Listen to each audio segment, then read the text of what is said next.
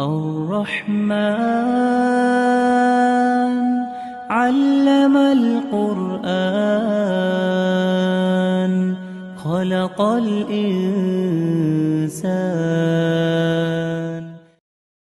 بسم الله الرحمن الرحيم.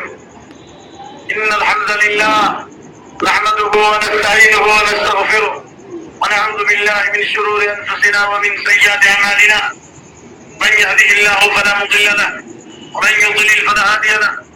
وأشهد أن لا إله إلا الله وحده لا شريك له وأشهد أن محمدا عبده ورسوله. أما بعد فإن خير الحديث كتاب الله وخير الهدي هدي محمد صلى الله عليه وسلم وشر الأمور محدثاتها وكل محدثة بدعة وكل بدعة ضلالة وكل ضلالة في النار. وأعوذ بالله السميع العليم من الشيطان الرجيم من همزه ونفخه ونفثه. وقضى ربك ألا تعبدوا إلا إياه وبالوالدين إحسانا إما يبلغن عندك الكبر أحدهما أو كلاهما ولا تقل لهما أف ولا تنهرهما وقل لهما قولا كريما واخفض لهما جناح الذل من الرحمة وقل رب ارحمهما كما ربياني صغيرا. وقال جل جلاله واعبدوا الله ولا تشركوا به شيئا. وقوله سبحانه قل تعالوا واتل ما حرم ربكم عليكم ألا تشركوا به شيئا وبالوالدين إحسانا. رب اشرح لي صدري ويسر لي أمري واحلل عقدة من لساني يفقهوا قولي. رب زدني علما.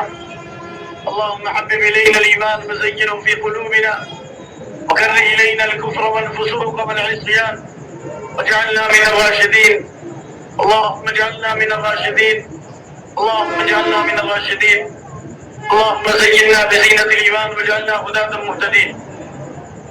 اللہ کی توفیق سے کتاب التوحید کا یہ تیسرا درس آج پھر شروع ہو رہا ہے اور آج کا عنوان عبادت کی تفسیر اور شرک کی مذمت اور پھر قرآن و سنت میں جو بعض اہم اور ضروری احکامات ہیں جو سورۃ الانعام کی آیت نمبر 191 سے لے کر 100 اور جو سورۃ الانعام کی آیت نمبر 151 152 اور 153 میں موجود ہے بہت سے دیگر احکام بھی جنہیں وصایا العشر کے نام سے جانا جاتا ہے.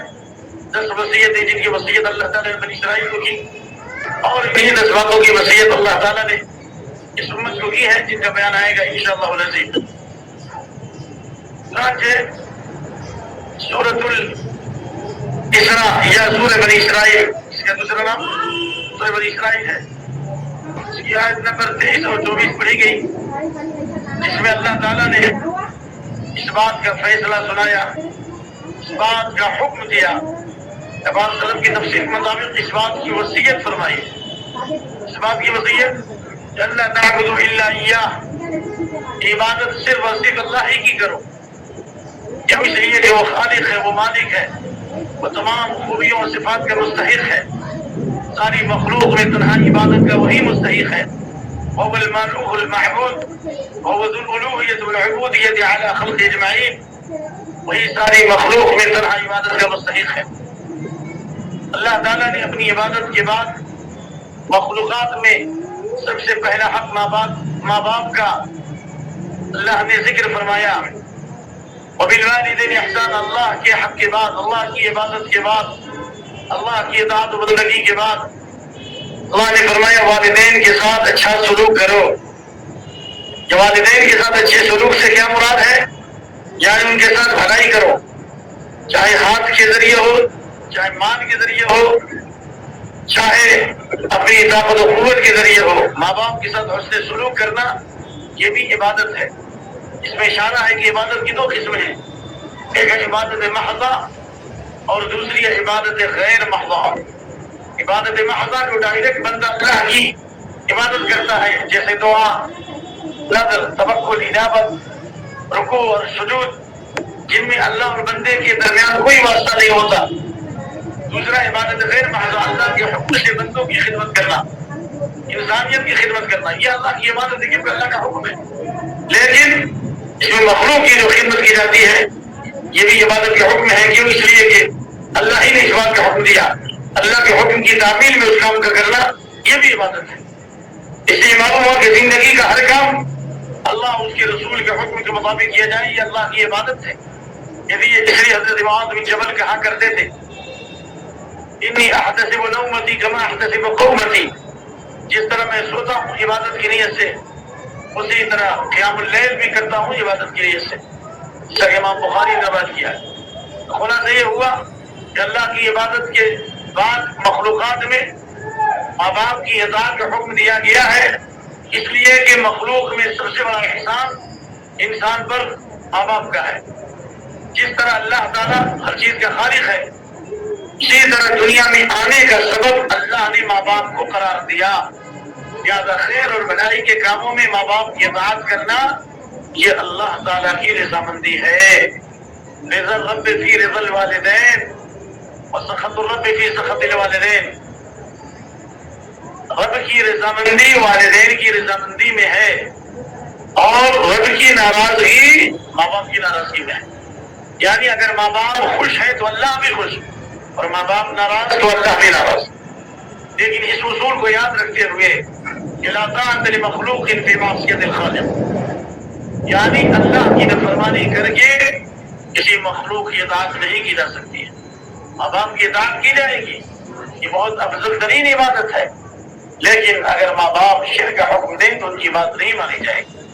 جیسا کہ اللہ تعالیٰ نے لقمان علیہ السلام کی وصیتوں میں سے اور نصیحتوں میں سے اللہ نے اس بات کا ذکر کیا کہ لقمان علیہ السلام نے اپنے بیٹے کو نصیحت کی یا بنی لا تشرک باللہ ان الشرک لظلم عظیم.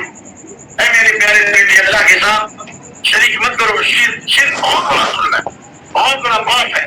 کیونکہ دین ہے اور اللہ تعالیٰ کی توحید ہے کہ خالقان اور اس کے بعد اللہ تعالیٰ نے اس آیت کریمہ کے بعد فرمایا اور سید الانسان بوالدیہ، ہم نے انسان کو وصیت کی کہ والدین کے ساتھ اچھا سلوک کرو اور خصوصاً ماں کے ساتھ. حملت ام وهنا على وهن، ماں نے تکلیف در تکلیف کے ساتھ اپنے بچے کو پیٹ میں اٹھایا یعنی حاملہ ہوئی اور فصال فی عامین، اور 2 سال دودھ چھڑانے کی مدت یعنی 2 سال دودھ پلایا. اللہ نے کہا اشکر لی ولوالدیک، میرا بھی شکریہ ادا کرو اور والدین کا بھی شکریہ ادا کرو. اللہ کی شکر گزاری اللہ کی اطاعت و بندگی ہے اور ماں باپ کی شکر گزاری ماں باپ کی خدمت ہے. اس لیے اللہ نے آگے فرمایا وَإِن جَاهَدَاكَ عَلَىٰ أَن تُشْرِكَ بِي مَا لَيْسَ لَكَ بِهِ عِلْمٌ فَلَا تُطِعْهُمَا، اگر ماں باپ تجھے اس بات پر آمادہ کریں کہ میرے ساتھ دوسرے کو شریک کرو تو ماں باپ کی اطاعت مت کرو، لیکن دنیا میں ان کے ساتھ اچھا سلوک کرو. دنیا کے امور میں ان کے ساتھ اچھا سلوک کرنا ہے، یعنی مشرک ماں باپ کے ساتھ بھی اچھے سلوک کی تعلیم دی گئی ہے.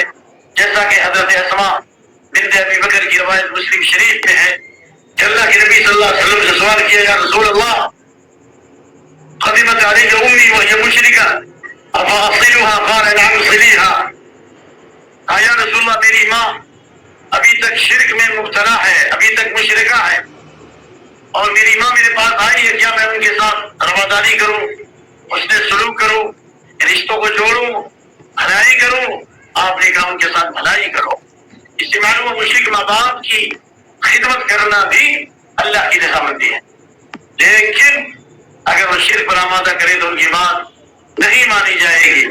جیسے نماز سے روکے، جماعت کی نماز سے روکے، حلال کمائی سے روکے، یا حرام کام پر آمادہ کرے یا ناجائز لین دین پر آمادہ کرے یا شرکیہ کفریہ کاموں پر آمادہ کرے یا مزاروں یا درگاہوں کے پاس جانے پر آمادہ کرے، وہاں پہ بات نہیں مانی جائے. یا بچی کا رشتہ ایسی جگہ کرے جو ہونے والا شوہر مشرک ہے، قبر پرست ہے، شرابی اور کبابی ہے، یہاں ماں باپ کی بات نہیں مانی جائے. کیونکہ اللہ نے فرمایا الطیبات للطیبین والطیبون للطیبات، پاک عورتیں پاک مردوں کے لیے اور پاک مرد پاک عورتوں کے لیے ہے. والخبیثات للخبیثین والخبیثون للخبیثات، ناپاک عورتیں ناپاک مردوں کے لیے اور ناپاک مرد ناپاک عورتوں کے لیے. اس لیے ان تمام چیزوں میں ماں باپ کی بات نہیں مانی جائے گی. لیکن ماں باپ اگر مومنہ ہے، ماں باپ اگر ایمان کے زیور سے آراستہ ہے، ماں اگر اللہ کی اطاعت گزار فرما بردار ہے، موحدہ ہے، ہر صورت میں ماں باپ کے لیے دعائیں کی جائیں گی، جس طرح حضرت ابراہیم علیہ السلام نے دعا کی، ربنا اغفر لی ولوالدی وللمؤمنین یوم یقوم الحساب، اے میرے رب میری مغفرت فرما، میرے والدین کی مغفرت فرما، اور تمام ایمان والوں کی مغفرت فرما حساب کے دن، یعنی قیامت کے دن، یعنی اے اللہ قیامت کی رسوائی سے مجھے بھی بچا دے، میرے ماں باپ کو بھی بچا دے، اور تمام ایمان والوں کو بھی بچا دے۔ یہاں اپنے بعد ماں باپ کا ذکر کیا گیا، اس سے معلوم یہ ہوا جو اپنے لیے دعا کرے اور ماں باپ کے لیے دعا نہ کرے، اہل علم کے قول کے مطابق وہ بھی نافرمان لکھا جائے گا۔ اور واضح ہو کہ ابو بکر کی حدیث کہ سب سے بڑا گناہ اللہ کے ساتھ شرک کرنا ہے، اور اس کے بعد حقوق الوالدین والدین کی نافرمانی کرنا ہے۔ اور تیسرے نمبر پر آپ نے فرمایا، جب آپ بیٹھے ہوئے تھے، آپ سیدھے بیٹھ گئے، آپ ٹیک لگائے ہوئے تھے، آپ فوراً بیٹھ گئے اور آپ نے کہا الا وقول الزور الا وشہادت الزور، جھوٹی گواہی دینا، جھوٹی گواہی دینا۔ خلاصہ یہ ہوا کہ ماں باپ کی نافرمانی یہ بہت بڑا گناہ ہے، کبیرہ گناہ ہے۔ اس لیے مسلم احمد وغیرہ کی حدیث ثلاثة لا ينظر الله إليهم يوم القيامة المنان والمسبل الإزار والمنفق صلة بالحلف الكاذب، وتسير معين ثلاثة لا ينظر الله إليهم يوم القيامة مدمن الخمر والعاق لوالديه والديوث الذي يقر في أهله الخبث۔ یہ روایت اصل پیش کرتی ہے مسلم احمد کے حوالے سے۔ تین قسم کے ایسے لوگ ہیں کہ اللہ ان کی طرف نگاہ نہیں ڈالے گا، یعنی نظر کرم نہیں فرمائے گا، اور اللہ ان سے ہم کلامی کا شرف انہیں نہیں بخشے گا، بلکہ بڑا سخت عذاب ہوگا انہیں۔ ان میں پہلے نمبر پر شراب کا عادی انسان، نشے میں دھت رہنے والا، شراب کا رسیا انسان، چاہے وہ شراب لکوڈ ہو یا سیال ہو یا کسی بھی چیز میں کی شکل میں ہو، جو شراب کا عادی ہے یہ بہت بڑا مجرم ہے۔ اس کے بعد والدین کی نافرمانی کرنے والا، اور تیسرے نمبر پر ایسا بغیرت آدمی جو اپنے بال بچوں میں بغیرتی دیکھتا ہے، بے حیائی دیکھتا ہے، فحاشی دیکھتا ہے، اجنبی مردوں کے ساتھ اس کی بیوی جا رہی ہے، بیٹی جا رہی ہے، بہو جا رہی ہے، تو ایسے آدمی کی طرف اللہ رحمت کی نگاہ سے نہیں دیکھے گا بلکہ بہت بڑا گناہ ہے۔ تو یہاں پر دوسرے نمبر پر والدین کی نافرمانی کا تذکرہ ہے، لیکن والدین کی نافرمانی جو کرتا ہے وہ اس بات کو جان لے کہ والدین کی نافرمانی کے بعد دنیا اور آخرت میں کسی بھی اعتبار سے وہ کامیاب نہیں ہے۔ دنیا میں جس نے بھی ترقی کی ہے، چاہے جس دھرم اور مذہب کے لوگ ہوں، ان کی تاریخ دیکھیے کہ انہوں نے ماں باپ کی دعائیں لی ہیں، انہوں نے ماں باپ کو خوش کیا ہے، اور اس کی واضح دلیل حضرت ابراہیم علیہ السلام نے اپنے باپ کو توحید کی دعوت دی تو کتنا میٹھا انداز تھا۔ واذکر فی الکتاب ابراہیم انہ کان صدیقا نبیا، یاد کرو کتاب میں ابراہیم کی بات، وہ سچے نبی تھے۔ قال لابیہ یا ابت لم تعبد ما لا يسمع ولا يبصر ولا يغني عنك شيئا، میرے ابا جان آپ ایسے باطل معبودوں کی عبادت کیوں کرتے ہیں جو سن نہیں سکتے، دیکھ نہیں سکتے، اور آپ کے کوئی کام بھی نہیں آ سکتے۔ یا ابت انی قد جاءنی من العلم، میرے پاس تو علم آ چکا ہے، میری پیروی کیجیے، میں آپ کو اتبعنی اهدک صراطا سویا، میں سیدھے راستے پر لے چلوں گا۔ یا ابت لا تعبد الشیطان، اے میرے ابا جان شیطان کی عبادت مت کرو، شیطان ان الشیطان کان للرحمن عصیا، شیطان رحمان کا بہت ہی نافرمان ہے۔ کیا انداز تھا، کیا میٹھے بول تھے، کیا اسلوب تھا، کیا شفقت اور محبت بھری آواز تھی۔ حالانکہ باپ ناراض ہوا اور کہا یا ابراہیم لئن لم تنتہ لارجمنک، اگر تو باز نہیں آئے گا تو میں تمہیں رجم کر دوں گا، پتھر سے مار مار کر ہلاک کر دوں گا۔ واہجرنی ملیا، مجھے چھوڑ دے مدت دراز کے لیے کہیں چلا جا، اور تیرے ہاتھ پاؤں توڑ دوں گا۔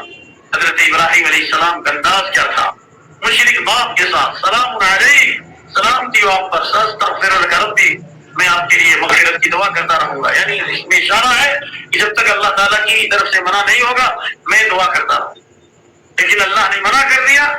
وما كان استغفار ابراہیم لابیہ الا عن موعدۃ وعدها اياه، ابراہیم علیہ السلام نے اپنے باپ کے لیے جو دعا کی اس لیے انہوں نے وعدہ کیا تھا، لیکن جب اللہ نے واضح کر دیا یہ اللہ کا دشمن ہے. حضرت ابراہیم علیہ السلام نے برات کا اعلان کیا. تو معلوم یہ ہوا کہ مشرک ماں باپ کے لیے اطاعت کا جذبہ رکھا جائے گا، آرام پہنچایا جائے گا، لیکن اس کے لیے مغفرت کی دعا نہیں کی جائے گی. اسی لیے حضرت ابراہیم علیہ السلام کے بارے میں کتاب الانبیاء حضرت ابو ہریرہ کی حدیث ہے، لقی ابراہیم اباہ وعلى وجه ابي قطرة وغبرة. حضرت ابراہیم علیہ السلام اپنے باپ آزر سے میدان محشر میں ملیں گے. جب میدان محشر میں جہنم کی کھلائی جائے گی، لوگ گناہوں کے پسینوں میں ہوں گے، جہنم کی گرمی ہوگی، دور کی گرمی ہوگی، لوگوں کی بھیڑ کی گرمی ہوگی. ایسی حالت میں ابراہیم علیہ السلام کے باپ آزر کے چہرے پر ذلت و خاری ہوگی. ابراہیم علیہ السلام کہیں گے یا ابتی ہے میرے ابا جان، الم اقل لک لم تعصنی، کیا میں نے نہیں کہا کہ آپ میری نافرمانی مت کرو؟ کیا میں نے شرک کے برے انجام سے نہیں ڈرایا؟ کیا میں نے اللہ کی نافرمانی سے نہیں آگاہ کیا؟ ابراہیم کا باپ آزر کہے گا فَالْيَوْمَ لَا عَصِيكَ، میں آج تیری نافرمانی نہیں کروں گا. یعنی اللہ سے دعا کرو کہ اللہ میرے معاملے پر رحم کرے. ابراہیم علیہ السلام کے دل میں باپ کی شفقت آئے گی اور دعا کریں گے یا رب انك قد وعدتني الا تخزيني يوم يبعثون فأي خزي اخزى من ابي الابعد. اللہ تو نے وعدہ کیا تھا کہ تو ہمیں رسوا نہیں کرے گا. جب ابراہیم علیہ السلام نے دعا کی تھی ولا تخزني يوم يبعثون، قیامت کی رسوائی سے بچا دے اللہ. اس سے بڑی رسوائی کیا ہوگی؟ ابراہیم علیہ السلام کہیں گے اي خزي اخزى من ابي الابعد، اللہ اس سے بڑی رسوائی کیا ہوگی کہ میرا باپ آزر تیری رحمت سے دور ہے. یعنی اللہ میرے باپ پر رحم کر. اللہ رب العالمین جلال میں آئے گا. ابراہیم علیہ السلام جن پر دنیا میں آج سلامتی بن گئی، ابراہیم علیہ السلام جن کو سب سے پہلے قیامت کے دن جنت کا لباس پہنایا جائے گا، سبزن کا لباس پہنایا جائے گا، وہ ابراہیم علیہ السلام کی دعا ان کے باپ کے حق میں قبول نہیں ہوگی. ابراہیم علیہ السلام کی شفاعت ان کے مشرک ماں باپ کے حق میں قبولیت سے نوازی نہیں جائے گی. اللہ فرمائے گا یا ابراہیم انی حرمت الجنت علی الکافرین، میں نے جنت کو کافروں پر حرام کر دیا ہے. اے ابراہیم انظر ما تحت رجلیک، اپنے پاؤں کے نیچے دیکھو. ابراہیم علیہ السلام اپنے پاؤں کے نیچے دیکھیں گے فإذا هو بضيق أو بضيق بعضوں میں ابراہیم علیہ السلام اپنے پاؤں کے نیچے دیکھیں گے، ان کے باپ آزر خون میں لطپت ہوں گے، بچو کی شکل میں ہوں گے. اللہ اکبر، دلیل خوار ہوں گے، رسوا ہوں گے. نبی ہے، خلیل اللہ ہے، نبی صلی اللہ علیہ وسلم کے بعد دوسرے نمبر پر سب سے افضل نبی ہے. تمام خصوصیتوں کے باوجود اللہ حکم دے گا. بخاری کے الفاظ وَيُؤْخَذُ بِخَوَائِمِهِ وَيُلْقَىٰ فِي النَّارِ، ابراہیم علیہ السلام کے پاؤں کو پکڑ کر جہنم میں جھونک دیا جائے گا. جب ابراہیم علیہ السلام اپنے باپ کے کام نہیں آ سکتے، کیا یہ پیرا کام آ سکتے؟ کیا یہ اولیاء کام آ سکتے؟ کیا یہ خواجہ کام آ سکتے؟ بابا فرید گنج کام آ سکتے؟ غوث کام آ سکتے؟ بندہ نواز کام آ سکتے؟ سدراج کام آ سکتے؟ سب ہوں گے، سب ذلیل ہوں گے، کام نہیں آ سکتے. سب نفسی نفسی کے عالم میں ہوں گے. لہٰذا ماں باپ کی بات حسن سلوک کا مطلب یہ ہے کہ ان کے ساتھ بھلائی کی جائے، ان کے قرضوں کو ادا کیا جائے، اور اگر کسی مصیبت میں ان کی مدد کی جائے، اگر ان کے اوپر کسی کا دباؤ ہے اس دباؤ کو ختم کیا جائے. جیسے ماں لا يجزي والد عن ولده الا ان يجده مملوكا ويشتريه فيعتقه، کوئی آدمی اپنے ماں باپ کا بدلہ نہیں دے سکتا مگر یہ کہ اگر اس کو غلامی کی زنجیروں میں جکڑا ہوا پائے تو اسے خرید کر آزاد کر دے. اللہ اکبر. اس لیے حضرت عبداللہ بن عمر کے بارے میں ہے کہ عبداللہ بن عمر طواف فرما رہے ہیں، دیکھا کہ ایک جوان آدمی اپنی بوڑھی ماں کو اپنے گردن پر سوار کیے ہوا ہے اور اسے طواف کرا رہا ہے. اللہ اکبر. جب حضرت عبداللہ بن عمر نے اسے قریب سے دیکھا تو پوچھا یہ کون ہے؟ کہا کہ میری ماں ہے. کہا کہ تم نے ماں کے ساتھ اچھا سلوک کیا. پھر اس نوجوان نے سوال کیا کیا میں نے اپنی ماں کا حق ادا کر دیا کہ میں اتنی بھیڑ میں اپنی پیٹھ پر سوار کر کے اپنی بوڑھی ماں کو طواف کرا رہا ہوں؟ حضرت عبداللہ بن عمر نے کہا قسم اللہ کی، قسم رب ذوالجلال کی، ماں کا حق ادا نہیں ہو سکتا. جب تیری ماں حاملہ ہوئی اور حمل کی مدت میں درد ذہن کی وجہ سے جو آواز نکلی، جو آہ کی آواز نکلی، یہ اس کا بھی حق ادا نہیں ہے کہ جانے کہ 9 مہینہ پیٹ میں رکھا، دودھ پلایا اور تربیت کی، لیکن یہ کہا جا سکتا ہے کہ یہ ماں کی تو نے خدمت کی ہے۔ خلاصہ کلام یہ ہے کہ ماں باپ کے ساتھ حسن سلوک کیا جائے، ہر طرح کی سہولت فراہم کی جائے۔ یہاں تک کہ اللہ نے انفاق کے بارے میں فرمایا وَيَسْأَلُونَكَ مَاذَا يُنْفِقُونَ قُلْ مَا أَنفَقْتُم مِّنْ خَيْرٍ فَلِلْوَالِدَيْنِ وَالْأَقْرَبِينَ۔ انفاق میں بھی اللہ نے فرمایا پہلے نمبر پر والدین کے ساتھ، قرابتداروں کے ساتھ۔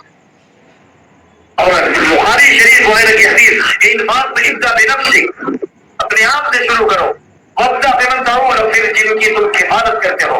یعنی اگر کوئی آدمی 10,000 بھی روپیہ کماتا ہے تو اس کے اوپر فرض ہے کہ اپنے ساتھ، اپنے بال بچوں کے ساتھ اپنے ماں باپ کے خرچ کی ذمہ داری، ماں باپ پر بالغ ہونے کے بعد خرچ کی ادا کی ذمہ داری نہیں ہے، الا یہ کہ ماں باپ خوشحال ہو اور اولاد غریب ہو، اس صورت میں علم نے کہا ہے۔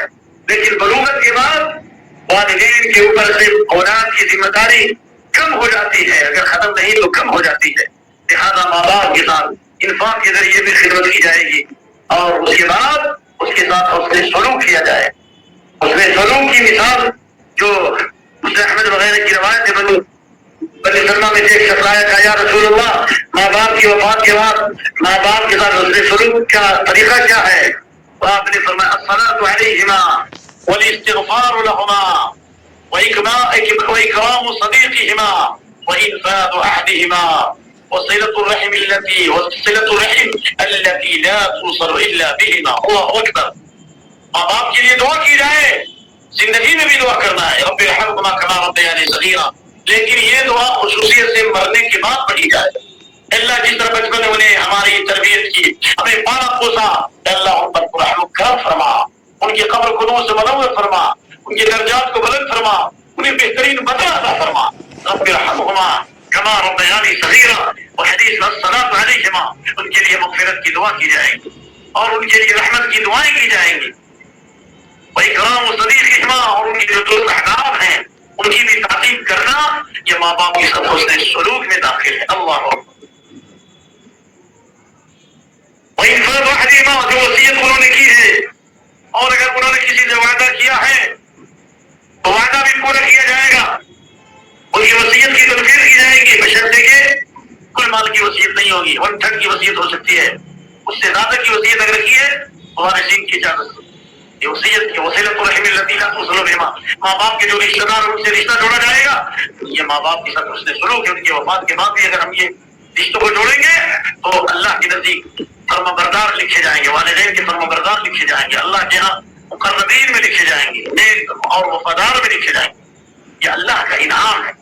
اولاد ماں باپ کی خدمت کرے، یہ ماں باپ کے لیے نعمت ہے، اور اولاد ماں باپ کی خدمت کرے، یہ اللہ رب العالمین کی توفیق ہے کہ جس نے اسے توفیق دی۔ لیکن والدین کی خدمت کرنے کا جذبہ اسی کو ہوگا جو اللہ کی عبادت خالص کرے، جو نبی کی سنت پر چلے۔ نمبر 2، ماں باپ کو نیک اولاد اسی وقت ملے گی جب ماں باپ بھی نیک اور صالح ہوں اور دعائیں کریں، بلکہ نیک عورت سے شادی کریں، اور اس کے بعد ہمیشہ نیک اولاد کی دعا کریں، رب ہب لی من الصالحین، رب ہب لی من لدنک ذریۃ طیبہ۔ بچہ جب پیدا ہو تو اس کے دائیں کان میں اذان دی جائے، بائیں کان میں اقامت کہی جائے۔ یہ حدیث تو یقیناً ضعیف ہے، لیکن اذان دینے والی جو روایت ہے اقامت کے مقابلے میں یہ زیادہ قوی ہے، اور میں نے ذکر اس لیے کیا کہ سلف کے اس پر عمل رہا ہے۔ عقیقہ کیا جائے 7ویں دن، اور اچھی چیزیں اس کے سامنے پیش کی جائیں، اچھے کلمات پیش کیے جائیں، جب بچہ بولنے لگے تو اس سے توحید کے کلمات بتائے جائیں، تو اس طرح وہ اولاد اس لائق ہوگی کہ ماں باپ کی خدمت کرے گی۔ اس لیے اولاد کی نیکی ماں باپ کی نیکی ہے، اولاد کی ہر نیکی ماں باپ کی نیکی۔ اس لیے اللہ کے نبی صلی اللہ علیہ وسلم نے فرمایا اذا مات الانسان انقطع عنه عمله الا من ثلاث، انسان کے مرنے کے بعد اس کے عمل کا سلسلہ بند ہو جاتا ہے۔ 3 چیزیں باقی رہتی ہیں، جس میں صدقہ جاریہ ہے، انسان نے دنیا میں کوئی بھی بھلائی کی، رفائی کام کیا، مسجد بنا دی، کنواں کھدوایا، یا اسی طرح سے لائبریری قائم کر دی، یا ہاسپٹل قائم کیا، جس کا ثواب اس کو پہنچتا رہے گا جب تک لوگوں کو اس کا فیض پہنچتا رہے گا۔ اور علم کو پھیلایا، ڈائریکٹ قرآن سنت کو پھیلایا، تعلیم دی یا علم کے وسائل کو پھیلایا، طلبہ پیدا کیے، علماء کی خدمت کی، اس کا ثواب ملتا رہے گا۔ کے لیے دعا کرے، ایک اولاد جو اس کے لیے دعا کرے۔ تو خلاصہ یہ ہوا کہ ماں باپ کے ساتھ اس نے سلوک میں یہ بات داخل ہے کہ اولاد ماں باپ کے ساتھ اس نے سلوک کرے اور اس کے لیے دعا کرے۔ اللہ تعالیٰ نے فرمایا کہ اگر ماں باپ بوڑھے ہو جائیں، دونوں میں سے کوئی ایک یا دونوں، تو ظاہر ہے اس کی حالت میں ماں باپ میں چڑچڑاپن آتا ہے، بڑھاپے میں غصہ آتا ہے۔ اللہ نے کہا کہ ان کی ڈانٹ ڈپٹ کر جواب دینا تو دور کی بات، ولا تقل لهما اف، اس تک مت کہو، چھڑکی مت، ولا تنهرهما، اور ان چھڑکی مت دو، وقل لهما قولا کریما، انہیں اچھی باتیں کرو۔ یعنی ماں باپ اگر ناراض ہو تو ان کو ہنساؤ، ان کو خوش کرو۔ اللہ اکبر۔ واخفض لهما جناح الذل من الرحمة، اور ان کے لیے عاجزی اور شفقت کا بازو ان کے لیے بچھاؤ، ان کے لیے نرم پہلو رکھو، ان کے لیے عاجزی کا بازو بچھا دو، یعنی ان کے ساتھ خوب نرم رہو۔ وقل رب ارحمهما كما ربياني صغيرا، اور یہ دعا کرو اے ہمارے رب ان پر رحم فرما جس طرح بچپن انہیں پالا اور پوسا ہے۔ تو اس آیت کریمہ سے ہمیں دو باتیں معلوم ہوئی۔ پہلی بات تو یہ معلوم ہوئی کہ سب سے بڑا حق اللہ کا ہے، اور اللہ کے حق کے لیے ضروری ہے کہ ہم عبادت میں اللہ کی تجرید کریں، یعنی تجرید العبادت للہ، عبادت کو اللہ کے لیے خالص کریں۔ نمبر دو، تجرید المتابعہ، اور عبادت نبی صلی اللہ علیہ وسلم کی سنت کے مطابق کریں، جس کا بیان آئندہ انشاءاللہ آئے گا۔ نمبر دو، ماں باپ کے ساتھ اس نے ضرور کرنا ہے، لیکن اگر کبھی ماں باپ کی طرف سے شریعت کے خلاف کوئی فیصلہ ہوتا ہے اور انسان جذبات میں آ کر کے اگر کسی بات کو زبان سے کہتا ہے تو اللہ فرماتا آگے والی آیت میں ربکم اعلم بما فی نفوسکم، اللہ تمہارے دلوں کے حالات سے واقف ہے، ان تکونوا صالحین فانہ کان للاوابین غفورا، اگر تم نیک و صالح رہو گے تو اللہ تعالیٰ اپنے رجوع ہونے والے بندوں کو معاف کرنے والا ہے۔ یعنی کبھی غیر ارادی طور پر غصہ ہو گیا اور زبان سے کوئی بات نکل گئی، جب ماں باپ کی طرف سے کوئی خلاف شریعت کوئی بات ہوئی اور غصے میں کوئی بات نکل گئی، تو اللہ تعالیٰ غفور رحیم ہے، بندے کو چاہیے کہ توبہ اور استغفار ہو۔ اس کے بعد سورۃ النساء کی آیت نمبر 36 مؤلف نے ذکر کی، وَاعْبُدُوا اللَّهَ وَلَا تُشْرِكُوا بِهِ شَيْئًا رحمہ اللہ، اللہ کی عبادت کرو اور اللہ کے ساتھ کچھ میں شرک مت کرو۔ کیا مطلب ہے؟ اللہ نے 10 باتوں کی وصیت کی ہے سورۃ النساء کی آیت نمبر 36 میں، ان میں سے پہلا حق اللہ تعالیٰ نے بتایا اللہ کی عبادت کرو اور اللہ کے ساتھ کسی کو شریک مت کرو۔ شرک سے متعلق کچھ باتیں پیش کرنی ہے۔ شرک کی تعریف کیا ہے؟ شرک کے معنی یعنی کسی چیز میں کسی کا شریک ہو جانا، جیسے پارٹنرشپ بولتے ہیں، تو اللہ کا پارٹنرشپ بنا دینا یا اللہ کے حق میں دوسرے کو شریک کر دینا، یہ شرک ہے۔ اور شرک کی 2 قسمیں، شرک اکبر اور شرک اصغر، جس کا فرق بتایا گیا، اور مزید باب الخوف من الشرک اس کا بیان آئے گا۔ لیکن جو چیز میں بتانا چاہ رہا ہوں کہ شرک کو سمجھنے کے لیے حارث اشعری کی وہ حدیث پیش کرتا ہوں، غور سے سنیے آپ لوگ۔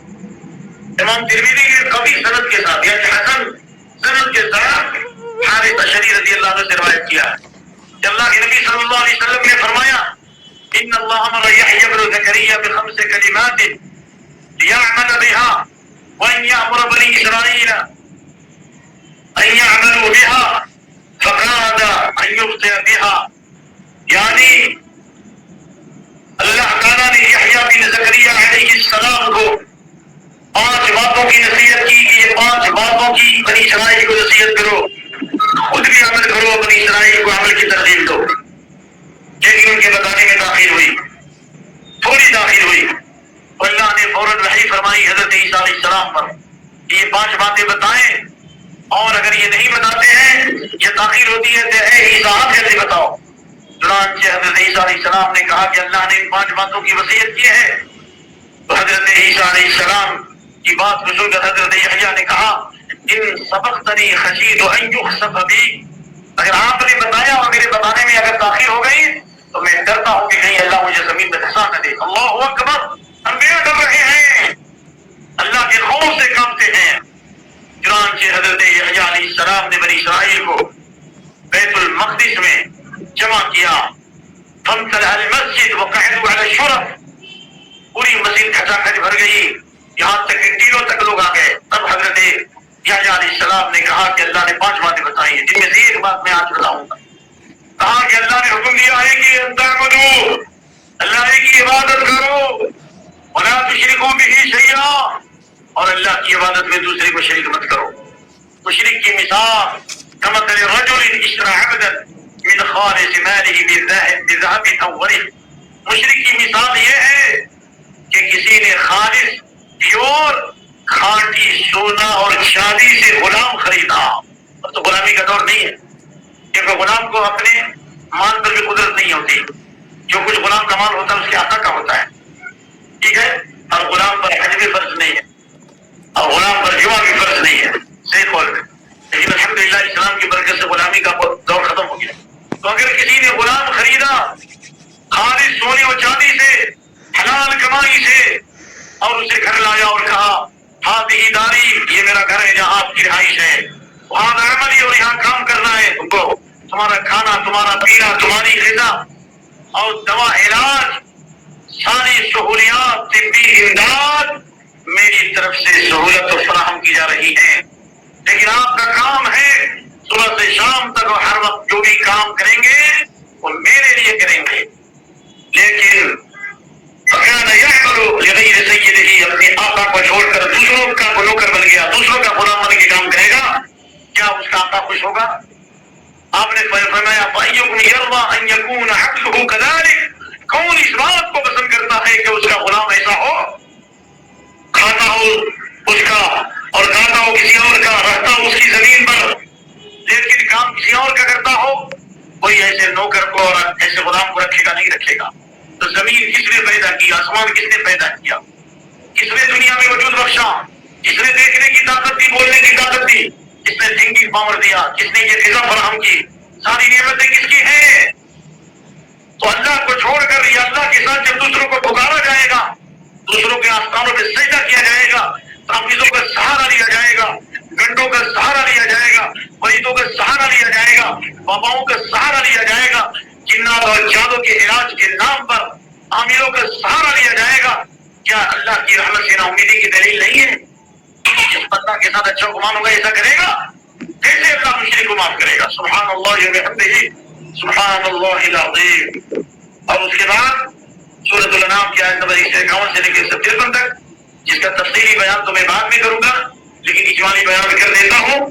قل تعالوا، اے نبی کہہ دو، آؤ، آؤ کا مطلب یعنی اپنے ذہن کو متوجہ کرو، اس سے معلوم ہوا کہ کسی کو کوئی اہم بات بتانی ہو تو اس کے دماغ کو اپیل کرو، اس کے دل کو اپیل کرو، خالی ذہن کرو۔ ایک نوکر دو آقا کو خوش نہیں کر سکتا، 100 جگہ دماغ ہو اور دماغ 100 جگہ ہو اور اسی حالت میں علم حاصل کرے تو علم حاصل نہیں کر سکتے۔ آپ فارغ ہو کے آئیے، آپ تیاری کر کے آئیے، جب تک کہ آپ پورے طور پر فارغ نہیں ہوں گے علم حاصل نہیں ہو سکتا ہے۔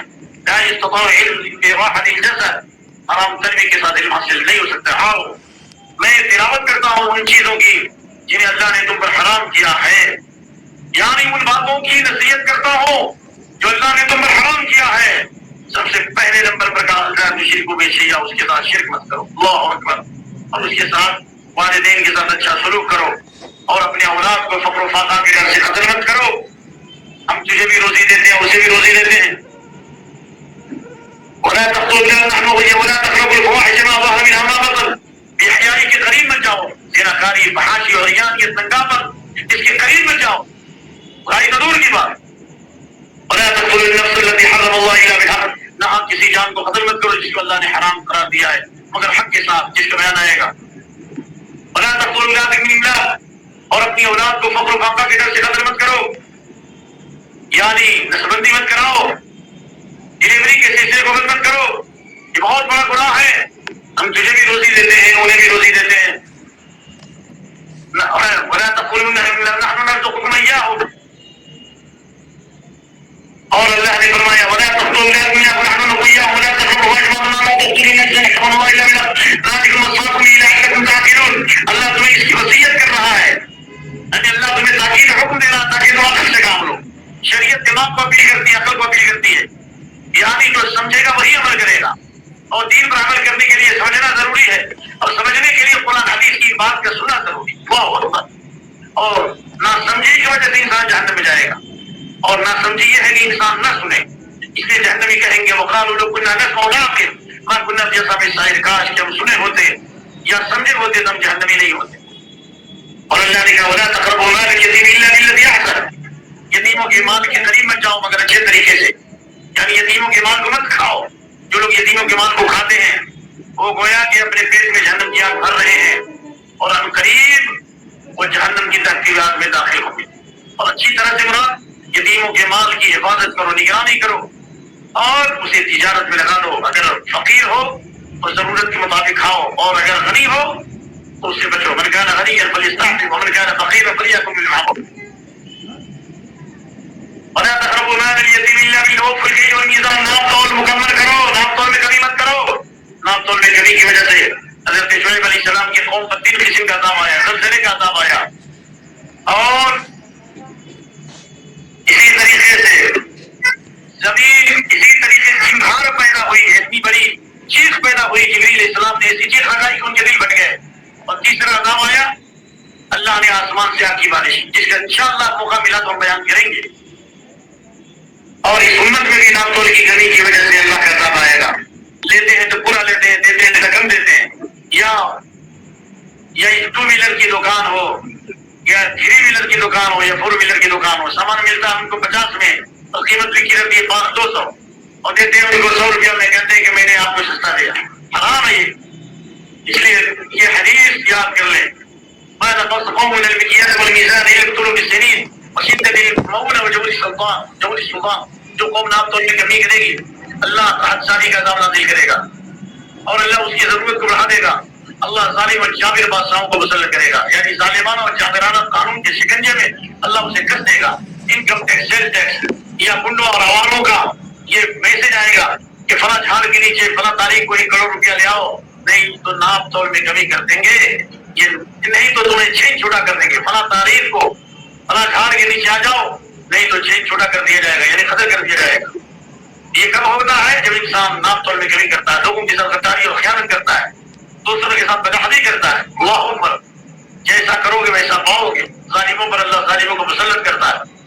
وَإِذَا كُنتُمْ فَاعِلُوا، جب بولو تو انصاف کے ساتھ بولو، انصاف کرو، حق بولو. ذَلِكَ وَصَّاكُمْ بِهِ لَعَلَّكُمْ تَذَكَّرُونَ. اور اللہ نے کہا کہ یہ ناپ تول میں جو اللہ نے کمی سے منع کیا تو کہا کہ لا نکلف نفسا الا وسعها، ہر نفس کو ہم اس کی طاقت سے زیادہ تکلیف نہیں دیتے. یہ انسان کو کوشش کرنا ہے اور اس کا بہتر طریقہ ہے دین ورجع، ناپ تول کرو، تھوڑا جھکا دیا کرو. اللہ اکبر. اور اللہ کے وعدے کو پورا کرو. اور اللہ تمہیں اس کی وصیت کرتا ہے تاکہ تم نصیحت حاصل کرو. پہلے نمبر پر عقل کی نصیحت کی گئی تاکہ تم سمجھو، جب سمجھے گا تب نصیحت حاصل کرے گا، جب نصیحت حاصل کرے گا تب غور و فکر کرے گا اور عمل کرے گا. اور پھر کہا وَأَنَّ هَذَا صِرَاطِي مُسْتَقِيمًا فَاتَّبِعُوهُ، یہ میرا سیدھا راستہ ہے، اس کی پیروی کرو. وَلَا تَتَّبِعُوا السُّبُلَ، اور ٹیڑھے راستے کی پیروی مت کرو. فَتَفَرَّقَ بِكُمْ عَنْ سَبِيلِهِ، اور دیکھیں ٹیڑھے راستے جو بدعات کے راستے ہیں، شہوات کے راستے ہیں، معصیت کے راستے ہیں، یہ تم کو سیدھی راہ سے دور کر دیں گے. اسے معلوم ہے جنت کی راہ ایک ہے، ہدایت کی راہ ایک ہے، نبی کی راہ ایک ہے، صحابہ کی راہ ایک ہے، محدثین کی راہ ایک ہے، ائمہ کرام کی راہ ایک ہے. ہر دور ہر زمانے میں مجددین کی راہ ایک ہے. گمراہی کے راستے بہت ہیں، لہذا مسلک سنت پہ سالک چلا جا بے دھڑک جنت الفردوس کو سیدھی گئی ہے یہ سڑک. الحمدللہ آج کا درس اسی پر تمام ہوتا ہے اور اللہ سے دعا ہے کہ اللہ ہمیں قرآن و سنت کی عظمت کو اپنے دلوں میں اتارنے کی توفیق عطا فرمائے اور کھانے اور پینے سے زیادہ کتاب و سنت کا پیاسا بنا دے اور اللہ ہمیں کتاب و سنت کا خالص علم عطا فرمائے. معذرت کے ساتھ میں نے وقت زیادہ لیا لیکن انشاءاللہ العزیز اگلے درس میں بھی کتاب و سنت کی اور سلف امت کی ایسی قیمتی باتیں بیان کی جائیں گی کہ آپ کے دل و دماغ روشن و معطر ہوں گے اور ایمان و یقین کی دفاع بہاری سے آپ جھوم اٹھیں گے انشاءاللہ. وباللہ التوفیق. سبحانك اللهم وبحمدك واشهد ان لا اله الا انت واستغفرك واتوب اليك. السلام عليكم ورحمه الله وبركاته.